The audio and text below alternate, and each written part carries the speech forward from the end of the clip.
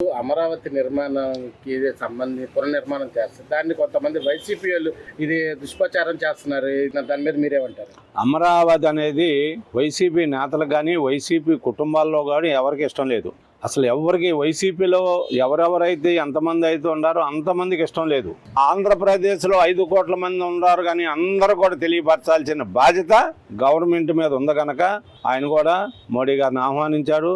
మరి వాళ్ళందరూ కూడా వచ్చి కూడా అమరావతిని 3 సంవత్సరాల్లో పూర్తి చేద్దామని మోడీ గారు కూడా హామీ ఇచ్చారు.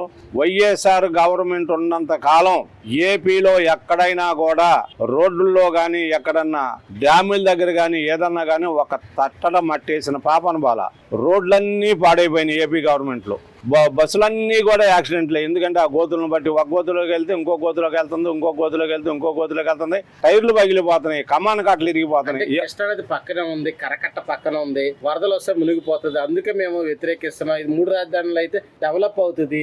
అన్ని చోట్ల రాయలసీమ కానీ ఉత్తరాంధ్ర కానీ ఇక్కడ ఫండ్స్ ఇవన్నీ డెవలప్ అవుతాయి. అందుకే మేము 3 రాజధానులు అన్నామని అంటున్నారు. దాని మీద మీరు? జగన్మోహన్ రెడ్డి వాళ్ళ పాలకవర్గం కానీ వాళ్ళ వైసీపీ వాళ్ళు ఎవరైనా కూడా అంతా రాంగ్ రూటే. ఆ రోజున మరి ప్రతిపక్షంలో ఉన్నారు కదా చంద్రబాబు, అధికారంలో ఉన్నారు కదా. అధికారంలో ఉన్నప్పుడు ఈయన జగన్మోహన్ రెడ్డిగా ప్రతిపక్షంలో ఉన్నప్పుడు ఆ రోజున ఎందుకు మాట్లాడాలా? కెస్టొడ్డు ఉంది, అది మునిగిపోద్ది అనేది ఎందుకు మాట్లాడాలా? అయితే తెలుగుదేశం గవర్నమెంట్ ప్రతిపక్షంలోకి వెళ్ళిపోయాక 3 ముక్కలాట ఆడిన మాట జగన్మోహన్ రెడ్డి వాళ్ళ ఎమ్మెల్యేలకే మంత్రులతో ఆడిచ్చాడు. 3 ముక్కలాట ఆడిచ్చేశాడు.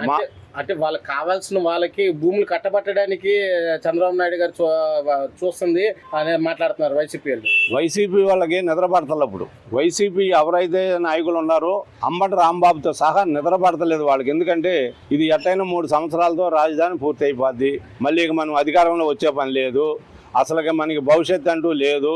చంద్రబాబు నాయుడు గారు కనుక డోర్లు తీసుంటే దొరపడటానికి వైసీపీ వాళ్ళు చాలామంది ఉన్నారు. అయినా చంద్రబాబు నాయుడు గారు కూడా డోర్లు వేసి ఉంచుతున్నాడు, ఎందుకంటే వైసీపీ వాళ్ళు వచ్చి దొరపడతారేమోనని. అయినా ఇంకొక విషయం, అసలు ఇంపార్టెంట్ విషయం ఏంటంటే అమరావతిని చంపేసింది వైసీపీ ప్రభుత్వమే.